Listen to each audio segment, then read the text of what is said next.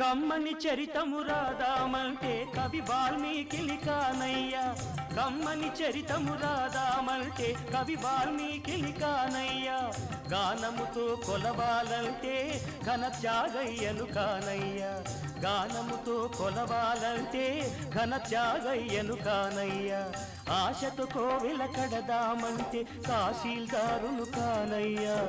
ఆశతో కోవెల కడదామంటే తహసీల్దారును కానయ్యా. ఆఖరికి మనసిద్దామంటే